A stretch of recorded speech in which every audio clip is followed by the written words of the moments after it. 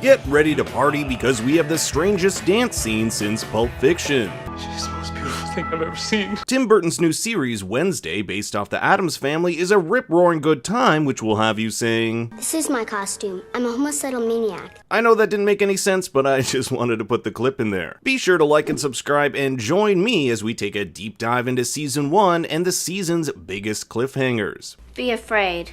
Be very afraid. Wednesday's first season is a murder mystery, several murders to be exact. It seems as soon as Wednesday Addams shows up to Nevermore Academy, a school for outcasts, bodies keep piling up. Now it's worth mentioning that Nevermore Academy isn't your typical school. Founded in 1791, the school is broken down into 4 main cliques: the Fangs, vampires, the Furs, werewolves, stoners, stone-turning gorgons, and Scales, sirens based off of Greek mythology. Wednesday, however, doesn't fall into any of these categories. She herself is an outcast at a school for outcasts. But as we'll see later, Wednesday possesses supernatural powers, and these powers help her get to the bottom of Nevermore's murderous monster. By the season's final episode, Wednesday is sure she has found the killer, fellow student Xavier Thorpe, who she believes transforms into a monster known as a Hyde. She's found him near the scene of several of the murders, and he has a weird compulsion to draw the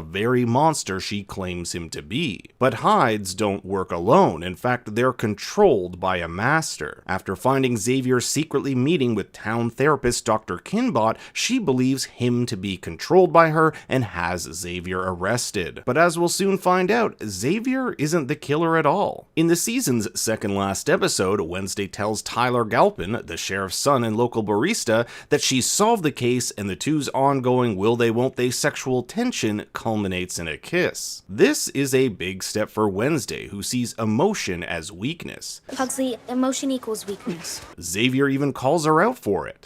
And let's be honest, emotion isn't exactly your strong suit. But Wednesday has built up feelings for Tyler and lets her emotions take over, and ironically enough, this is what allows her to pinpoint him as the real killer. Throughout the season, Wednesday has experienced visions, both of the past and present. This is a supernatural ability her mother, Morticia, also possessed, but even by the end of the season, Wednesday isn't sure what triggers them. Learning to harness this powers will undoubtedly be something she'll need to cultivate, especially if she's going to survive in the dangerous world of Nevermore and surrounding town of Jericho. With Tyler surrounded, Wednesday and other members of the Nightshade Society, a secret elite club vowing to protect Nevermore, tie him up in Xavier's shed and confront him. Thing, Wednesday's one-handed companion, stole Tyler's dead mother's medical records where they learned his mother was a Hyde, as well as passed on this ability to him. Wednesday knows the only way to get at a Hyde is through pain, but none of her friends have what it takes to torture him and end up abandoning her, even going so far as to turn her into the cops. At the station, Tyler is let go. His dad is the sheriff, and there's no evidence to suggest he's the killer. In exchange for them not pressing charges against Wednesday or the school, Wednesday is to be expelled from Nevermore for good. And it gets worse. When Tyler and Wednesday are alone, he reveals his sinister secret,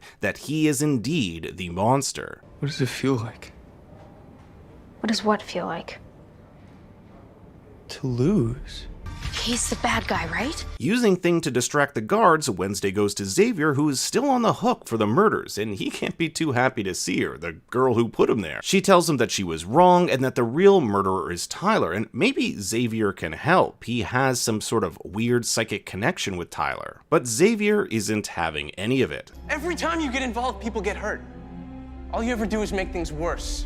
Xavier's words pierce her like a dagger. Maybe he's right. Maybe the best thing for Nevermore is for her not to be there. She packs up her things, says goodbye to her roomie Enid, and is about to head home when she hears her friend Eugene Ottinger has awoken from his coma in the hospital. Eugene was one of Wednesday's first friends at Nevermore, and the two are the only members of the Nevermore Hummers, a beekeeping society. Eugene went by himself in search of the monster and found someone blowing up the monster's den before he was viciously attacked. He tells Wednesday that the person who perpetrated this had unique red boots, and if you go all the way back to episode 1, you'll see this clue of Miss Thornhill's muddy red boots. Miss Thornhill is played by Christina Ricci, who played Wednesday in the 1990 films. So Wednesday decides to confront the real monster controlling Tyler, her teacher, Miss Thornhill. But as Wednesday theorizes, Miss Thornhill isn't her real name. She's actually Laurel Gates, daughter of notorious outcast hater Ansel Gates. You see, the Gates and Addams family have beef going back hundreds of years. In the early 1600s, the town of Jericho was led by a pilgrim named Joseph Crackstone, an ancestor of the Gates family. He ordered all outcasts, or those he thought had supernatural powers, burned. One of these outcasts was Goody Addams, a distant ancestor of Wednesday's. Goody would go on to create the Nightshade Society to protect her kind from Crackstone's oppression. A few hundred years later, the battle between Crackstone and the outcasts wages on. Ansel Gates, furious that the outcasts have built a school on what he believes to be their land, orders his son Garrett to infiltrate the Nevermore dance and spike the punch with poison. But as we see in one of Wednesday's visions, while Gomez fights Garrett, who apparently has a crush on Morticia, the vial of poison breaks and infects him, turning him into a blind rage. Garrett's death at the hands of Morticia was covered up. His father drank himself to death, mother hung herself, and sister went overseas, where it was said she drowned. But she never drowned at all. As it turns out, this sister, Laurel Gates, took on a pseudonym, Teresa L. Glau, which, if you rearrange the letters, spells out Laurel Gates. The Gates mansion was purchased by a 90-year-old candy heiress who mysteriously died and gave the place to her caregiver, one Teresa Glau. Teresa then switched her name yet again to Miss Thornhill and got a job at Nevermore. But Laurel's master plan is far from reaching fruition. As we'll see later on, Laurel wants to resurrect Joseph Crackstone himself to rain fire on the outcasts and avenge her family once and for all. But first, Wednesday shows off her detective skills by revealing Laurel's plan. She used a chemical made from her plants to unlock the monster within Tyler. She would have known Tyler is a Hyde because her father kept tabs on all the monsters in town, and Tyler's mom was known to be one. By manipulating Tyler, she eventually became his master. As we learn in episode 7 from Nathaniel Faulkner's journal, the founder of Nevermore obsessed with outcasts and monsters, that Hydes develop a bond with whomever releases them. This act causes the Hyde to develop an immediate bond with its liberator, who the creature now sees as its master. By becoming Tyler's master, Laurel was able to carry out gruesome attacks against any of her enemies, including Dr. Kinbot, who came too close to discovering the truth about Tyler. And guess who happens to show up during this confrontation? None other than Tyler, who Laurel instructs to kill Wednesday. But surprise, surprise, it isn't Tyler at all, but none other than Principal Weems, who has shapeshifted. Earlier in the season, Wednesday discovered, by going through an old yearbook, that Principal Weems could shapeshift, and she used this opportunity to bring the principal herself to Laurel's confession. Unfortunately for Principal Weems, she's poisoned by Laurel and Wednesday is knocked out. Now you might be asking yourself, how come Laurel doesn't just kill Wednesday right here? That's because she still needs her for her master plan, resurrecting Joseph Crackstone. When Wednesday awakens, she finds herself chained in Crackstone's tomb on Raven Island. There, Laurel has begun a magic ritual containing various body parts of Tyler's victims. Only by using these items on the night of a blood moon and combining them with the blood of an Addams family member, the family line that killed Crackstone those hundreds of years ago, can Joseph be resurrected. This is why Goody Addams, in a vision to Wednesday, warns her that she is the key. Laurel slashes Wednesday's palm and the blood reacts to the tomb. Joseph Crackstone is resurrected to seek his revenge on the outcasts, and of course, first is Wednesday, who he thinks is Goody. He makes quick work of her, stabbing her in the stomach as he and Laurel make their way to Nevermore. Meanwhile, Eugene calls Enid to let them know he hasn't heard from Wednesday or Principal Weems since they went on to confront Laurel, prompting Enid and the gang to assemble the Nightshade Society to warn Nevermore that trouble is on the way. And the perfect way to do this is through the Sirens, who use their power of manipulation to get the staff and students out of the building. As she lay dying, Wednesday is visited by the spirit of Goody. Goody tells her the only way to kill Crackstone is to stab him directly in his black heart. But there's one problem. Is your spectral vision impaired? I'm dying. In episode 1, you'll remember Morticia gave Wednesday an obsidian necklace, one with a special connection to the spirit world. Goody uses this talisman to pass through Wednesday and heal her. With a deadly leprechaun-looking pilgrim on its way to Nevermore, Wednesday rushes back to the academy but is stopped by Tyler. He turns into Hyde, about to kill Wednesday when she's saved by Enid in werewolf form. Throughout the season, Enid has been self-conscious about her inability to turn into one.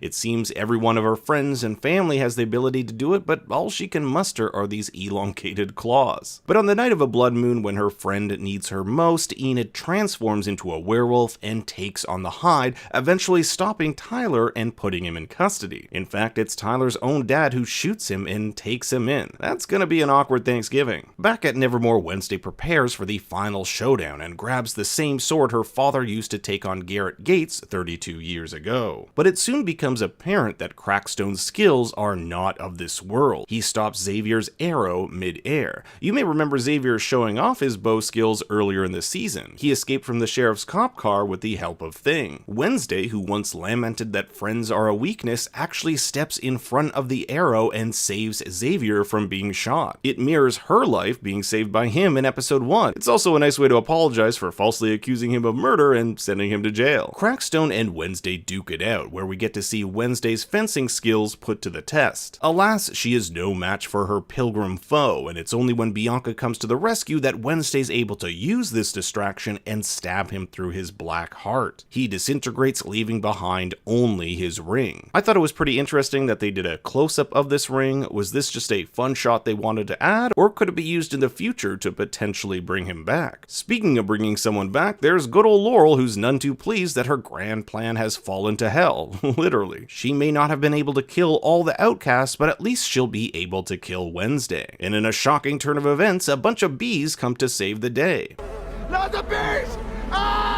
Yes, Eugene is able to harness the power of the bees to incapacitate Laurel, and this is the last we see of her. We can assume she'll be arrested, but no word if she'll make a return in any future seasons. Outside the courtyard, Enid and Wednesday have their first hug. Throughout the season, Wednesday has shied away from hugging, but here she instigates it, showing just how far she's come along as a character. And just as the season comes to an end, so too does Wednesday's book. She's been writing this story of a young girl named Viper de la Muerte and her overbearing mother, a story which mimics her real life. The question mark after the end is also a question on whether or not the show will get a season 2. Wednesday also says goodbye to Xavier. All charges have been dropped and the two seem friends again. She did take an arrow for him after all. To show his appreciation, he's given her a cell phone so they can stay in touch over the break. No doubt the relationship between Wednesday and Xavier will be explored next season, especially with Tyler out of the picture. Well, kinda. The last shot of the season is him transforming back into the Hyde as he's escorted away. I personally think it would be pretty cheap if he escaped here. They know he's a Hyde and he's supposed to be chained up so that even if he did transform, he wouldn't be able to escape. Similar to how Xavier was chained up in the police station when they thought he was a Hyde. What I do think will come into play next season is this mysterious text Wednesday receives on her phone. Wednesday believes it to be a stalker who has been taking photos of her throughout the season, so we can probably rule out Xavier and Tyler here. If I were to take a guess on who it is, my money would be on either someone we haven't met yet or Bianca.